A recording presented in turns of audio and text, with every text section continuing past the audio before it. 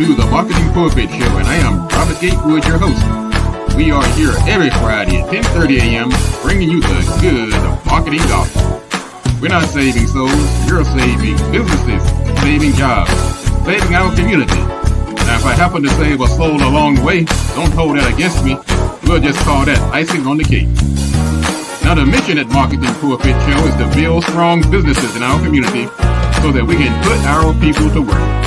And we do that with business development, job creation, and service. So if you ever find yourself in a business crossroads and not sure which way to turn, just turn on the Marketing Pulpit Show because we're on a mission. The show is broadcast live from the illustrious Radio 1 studio. Welcome to the Marketing Pulpit Show, and I'm Robert Gatewood, your host. I'm here every Friday at 10:30 a.m. bringing you the good marketing gospel. Not saving souls, saving businesses.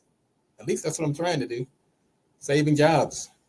Trying to save our community. Because if you save the businesses, put people to work, there's a likelihood that the businesses will help the community survive and thrive. Heaven knows our community could use some help. So the best way that I know of that we can control is to make our businesses successful. We don't need legislation for that. We don't need a great speaker for that. We just need to get out here and support each other and make these businesses work. So that's my mission. That's my cause célèbre, my raison d'être, my reason for being is to build these businesses, put our folks to work, and make us an independent community. People just going to do all kinds of things to you and walk all over you if you don't have some type of economic foundation. Politicians are going to ignore you. You're not going to, what's the old thing? The squeaky wheel gets the noise. Get the oil. Well, we're going to squeak because we're going to build these businesses. And with my help and others like me, some of the guests we bring on, and you, we're going to make this happen. I'm Robert Gatewood. I'm a business developer by trade. I help companies grow, start, prosper. I've been doing it now for a long time. I worked in corporate America for many years, and I brought these skills from corporate America to help small businesses. I wanted to level the playing field because it's not fair. You just, man, I'm telling you, when you start a small company, I doubt many people understand what they're up against. You're competing, you feel like you're competing against a small company like yourself, but you're actually competing against these monstrous corporations, and they're not playing. That's why later in the show, we're going to talk about why good enough is not good enough. Yeah, I said it. You think you're good enough, but what if nobody knows that you're good enough? You got to take some extra steps. When you get good, that's not enough. Now, I also teach this at the college over in Maryland at Prince George's Community College. Been doing that now for 25 years. I also have a show on Radio 1, 95.9 FM. Been working in the government space for the Small Business Administration to help in the technology area. I've written a couple of books. So I'm trying to do my part. Everybody's on this earth for something. At some point, we do what we call self-actualize. You do what you put on this earth to do. Sometimes we got to do it in the interim. We have to make money. So we buy cars and get our houses, put food on the table. But whatever you do, see if you can fashion it towards, at least in the direction of your purpose. And we try to help you decide what that purpose is on this show. We have a lot going on today. It's also we into a new month since the last time we came here. We're in the month of June, and quite a few things are happening in June. Some of the observances quickly. It's African American Music Appreciation Month. The White House acknowledged it today. They sent out a memo saying that during Black Music Month, we celebrate the Black artists and the creatives whose work has so often been the tidal wave of change. Not only by defining the American songbook and culture, but also by capturing our greatest hopes for the future and pushing us to march forward together. That's from the White House. They say our nation has recognized Black Music Month for 45 years, but its legacy stretches back to our country's earliest days when Black music began when enslaved people who were cruelly prohibited from communicating in their native languages found ways to express themselves through music. Okay, White House, that's pretty good observation. So let's find our ways to acknowledge this milestone of African American Music Appreciation Month. This is also Alzheimer's and Brain Awareness Month. Worldwide, 55 million people are living with Alzheimer's and other dementia. And many of us have seen this in our family members, our parents, our grandparents. So this month, let's bring some awareness to it. Take action now. And if you want to, for yourself and for your loved ones, what action can you take? Well, there's quite a bit. There's a website, alz.org, and they have a great website on some things you can do on this month to show appreciation. This is also National Men's Health Month. Man, that is too personal to me and many men out here. We want to be aware of our health, take preventative steps to prevent disease and afflictions, educate yourself, and get your family involved. Also, if you're in the African American community, prostate cancer has taken so many of our friends, families, celebrities, people that we have followed. I remember Mr. Joe Madison, Martin Luther King's son. That's what's the son's name? His son died at 62. So many people. So I'm going to just say this to men. Check your PSA. Your PSA is a test that you take to see if you have a proclivity for prostate cancer. And many people hear that, they think, wow, what are they going to do? Stick a needle in me in my prostate? Ouch, that's going to hurt. Well, actually, a PSA is a simple blood test. They stick a needle in your arm, and they come back and you get a score. And that score will help determine whether or not you are prone. That doesn't mean you have it. But the lower your score, the better off you are. And the higher your score, the more likely that you may have it, or at least you need to be checked out further. So on this Men's Awareness, Health Awareness Month, I'm going to focus on this deadly disease of prostate cancer and why we should take these tests and follow through and make sure that we have early detection is the answer. You want to make sure you get it early, and there's a lot of steps you can take to prevent it from going further. It's also Pride Month, LGBT Pride Month, which is shortened to Pride Month. It's a month typically in June dedicated to the celebration and commemoration of lesbian, gay, bisexual, and transgender people. It began after the Stonewall riots, a series of gay liberation protests in 1969, after police raided the Stonewall Inn in Lower Manhattan, and it's been celebrated ever since. It's also Professional Wellness Month. Encourages the adoption and practices to improve your health, mental and physical, in the workplace. So we have a lot to celebrate this month. Later in the month, we're going to be celebrating Father's Day. So early congratulations to all the fathers. And of course, June 19th comes up in this month as well. So this is going to be a busy month.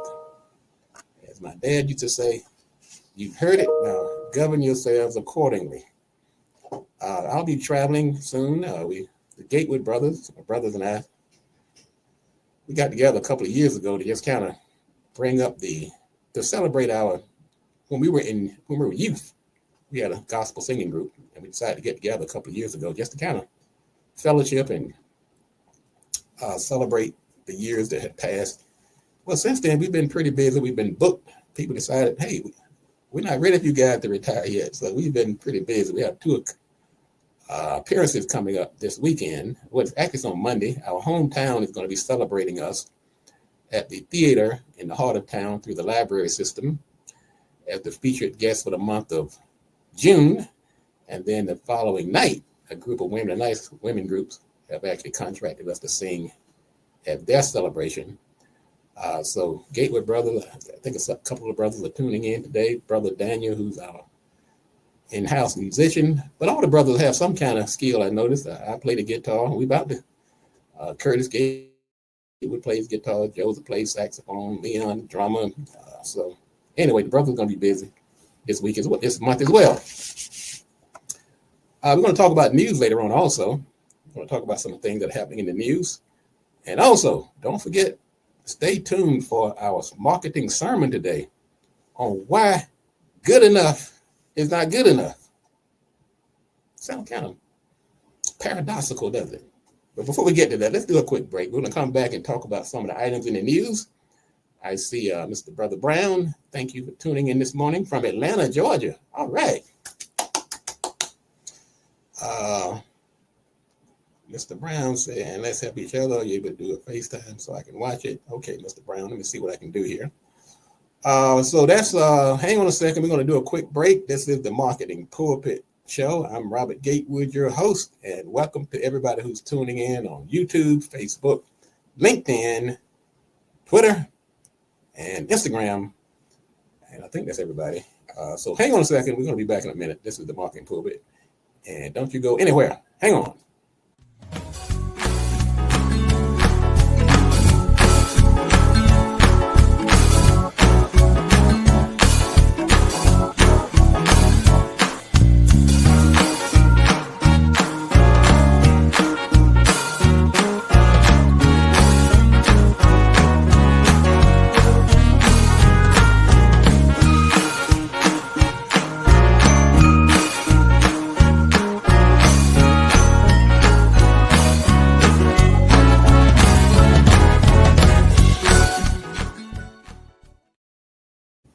All right, hang on one second. We'll be back in a moment.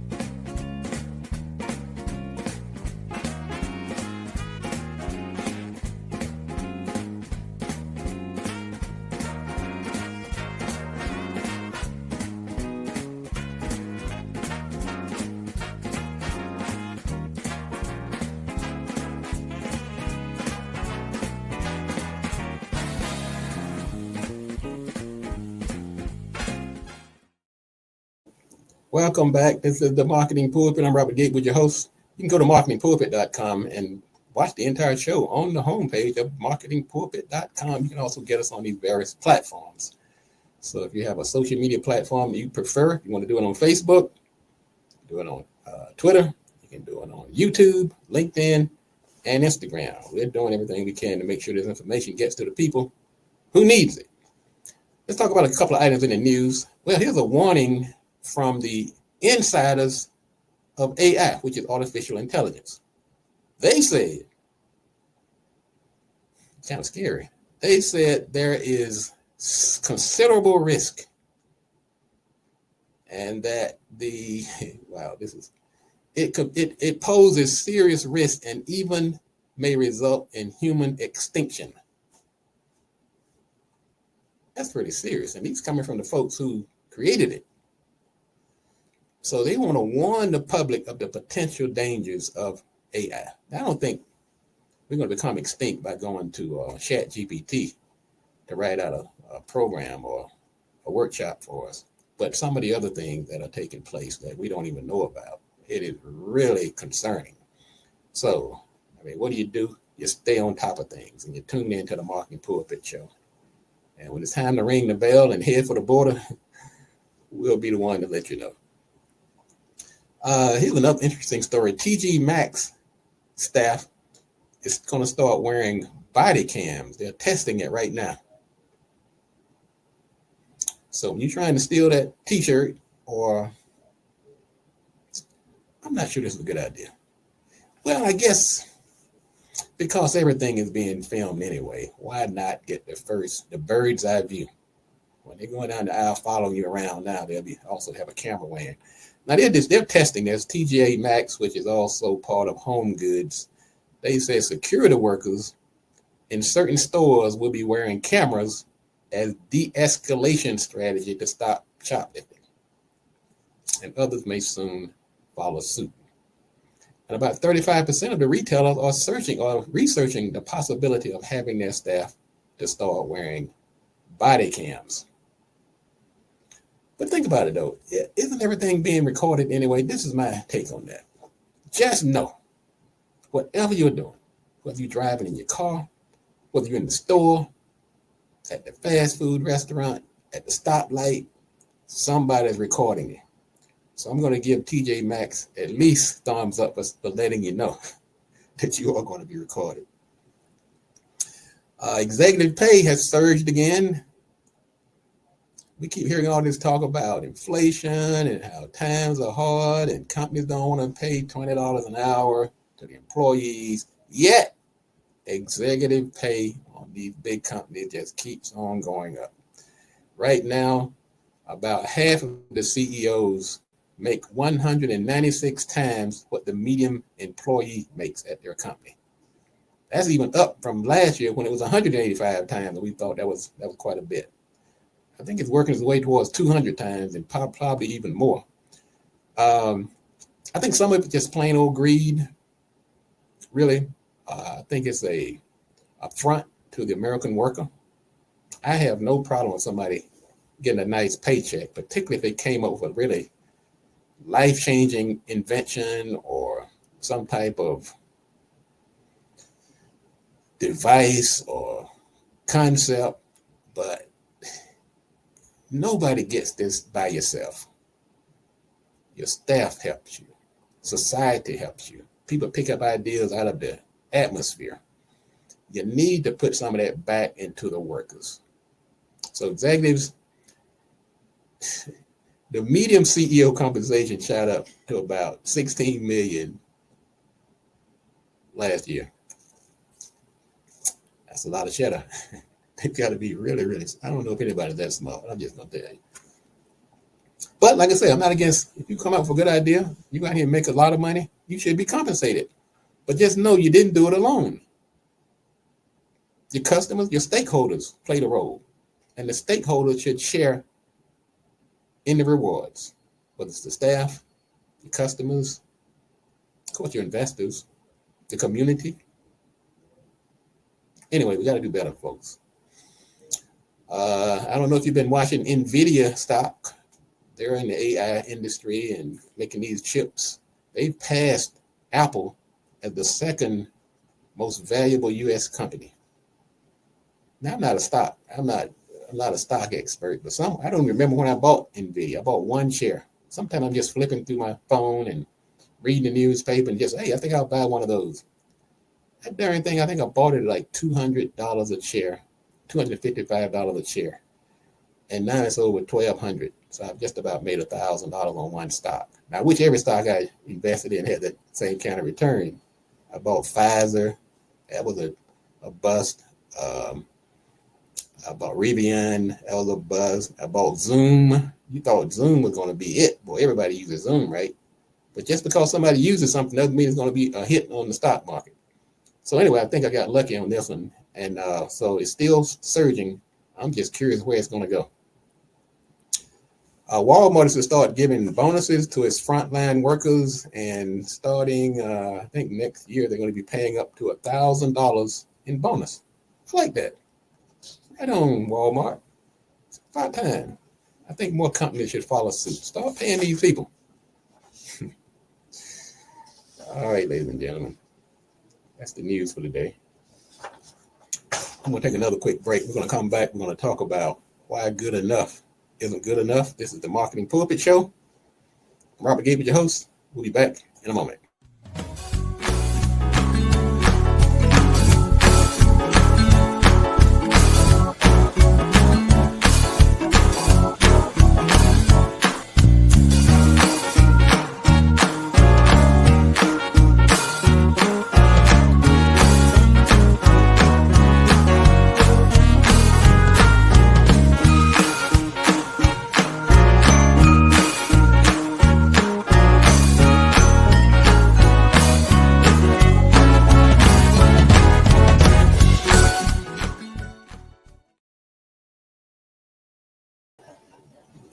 All right, we're back. This is the Marketing Pulpit Show. I'm Robert Gatewood, your host. I'm here every Friday at 10:30 a.m. bringing you the good marketing gospel.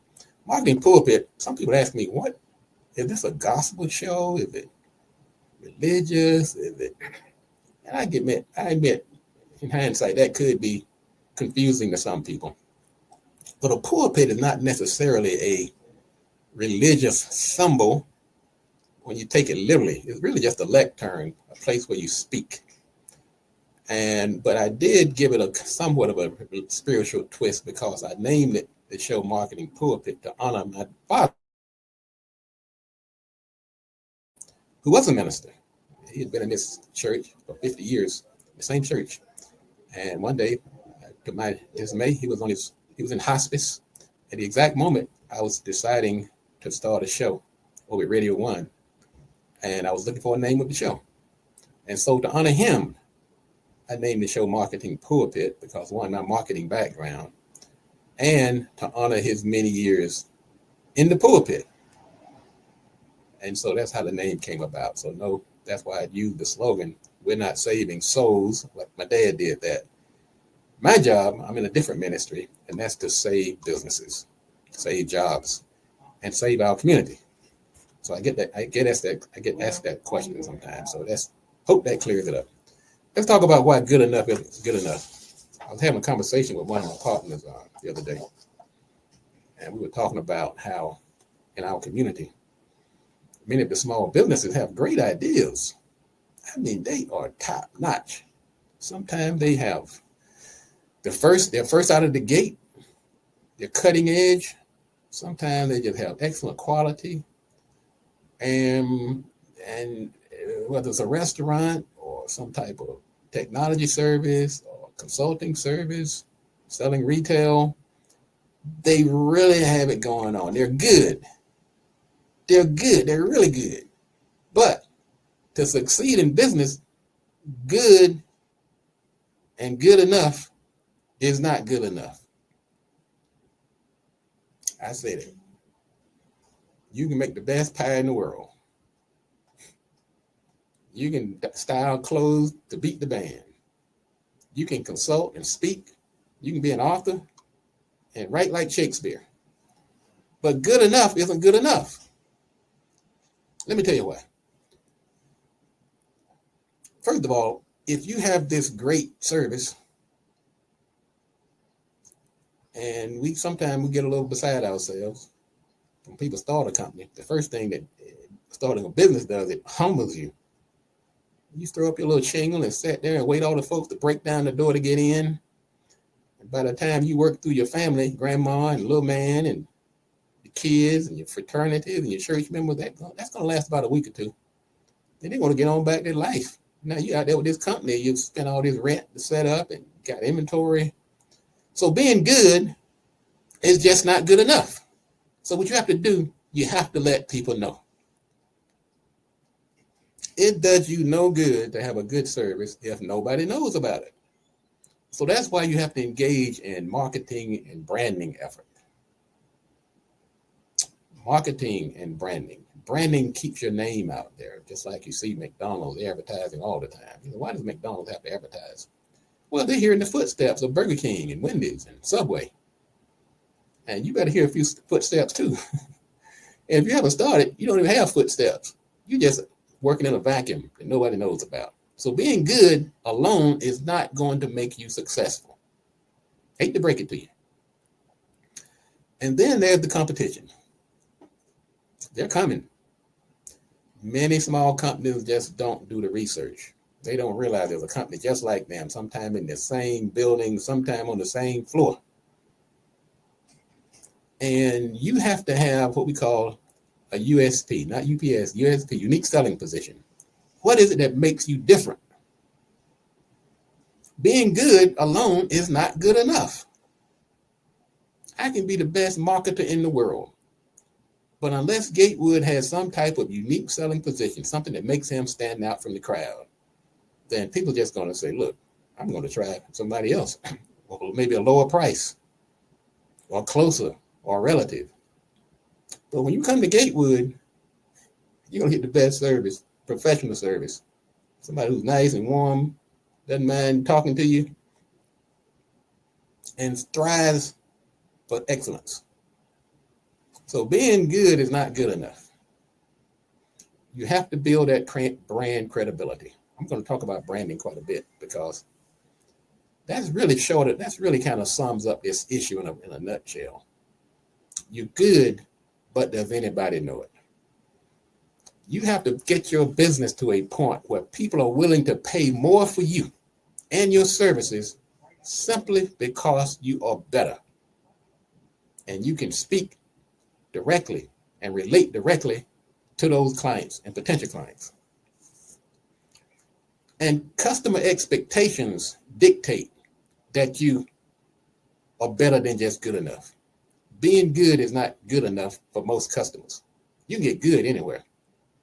You can go through the phone book and find good. But do you go above and beyond? I have this, I've been trying to sneak and retire. Not really retire, because once you're in business, I'm telling you, it's almost impossible to retire. Because what happens over the past, in this case, myself, over the past 30 years, I've been building a base of loyal customers. And they won't let you retire. I mean, they can't stop you, but it's very difficult. Just when you think you've got everybody under control, somebody pops up that you haven't talked to in 5 years and say, oh yeah, you did my website, you did my logo, or you wrote my business plan a few years ago. I'm at another level now. I just got about to go into a box store. I need to set up some type of overseas distribution or something. And you got all the knowledge in your head, or so I say, okay, this is one. I'm gonna do this one. Then I'm gonna go back and sit on the beach with my flowery shirt and rum punch in my hand. So customer expectations, once the customer gets involved and they have these expectations, being just good is not good enough. Also, there are certain opportunities that is going to present themselves to you. And you can't just be average because there are too many choices, whether you're doing government contracting, partnering, joint venturing, or whatever. These opportunities will come.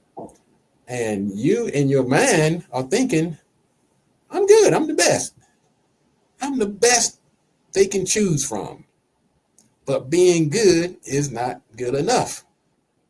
You have to represent. You have to have the brand. You have to look like you're successful and have the potential to exceeding excel.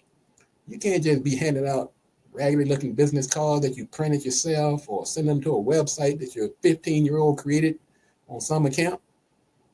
You can be good, but being good is not enough if you're misrepresenting your actual capabilities.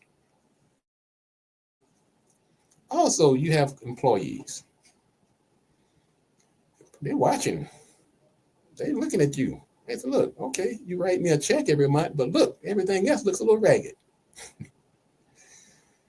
They're saying, look, good enough is not good enough. We have to excel. So you have to get them involved. Engage them. Talk to them. Get feedback from them. Reward them for excellence. Also, if you're looking to achieve long-term success, if you're not a flash in the pan, then you got to be good. You got to be better than just good. Being good alone is not good enough. If you're constantly innovating, if you're constantly putting out new products, if you're constantly improving quality, improving communication with the clients, then you are moving towards the point where you're not just good or good enough. Then you're striving for excellence. And also, I want to end on this. Think about stakeholders. I talk about stakeholders often. Stakeholders are the people that have a stake in your success or failure. They demand that you're not just good or good enough, because good enough is not good enough. They want you to be the best. And your stakeholders include people like your funders and your investors, your partners, your employees, staff, contractors, vendors, suppliers, the community, government agencies. All of these stakeholders, to them, good enough is not good enough. So if you're not doing it for yourself, which should be motivation by itself, should be enough, do it for your stakeholders. Mediocrity is a non-starter in business. You have to strive to be the best. Because, as I've said, I'm going to say it again, good enough is not good enough. So particularly if nobody knows about it. All right, ladies and gentlemen, that's going to wrap it up for today. This is the Marketing Pulpit Show. Companies also go to the business directory at mpi.bz. You can also get it on the Marketing Pulpit homepage. There's a button at the top says business directory. If you are a business owner and you want me to funnel people to your company, this is a free service now. Just go there and put your name in the business directory, and we will announce you on the air.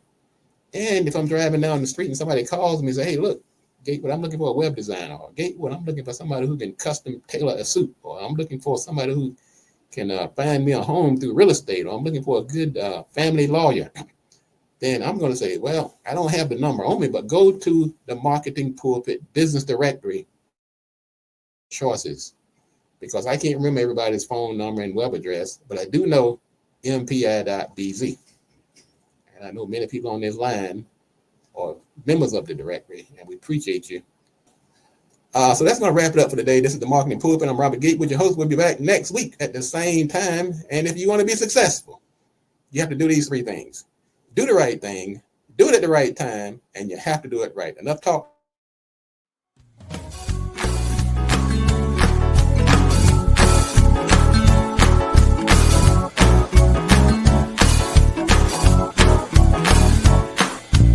One cup of greens per day will lower your risk of dying from heart attack or stroke by 30%. Hallelujah. A half a cup of beans every day will drop you down by another 30% because of the fiber and the medicines in the beans will sweep away the cholesterol and the saturated fat. Half a cup of berries per day with all of the antioxidants and flavonoids will drop your risk down. And then finally, a fourth of a cup of nuts and seeds every day will drop your risk down by 33%. You simply eat those foods every single day and take everything else away that's destroying you. And we could eradicate heart disease, high blood pressure, and stroke. Glory! Hallelujah. Register today and get ready for your health revolution.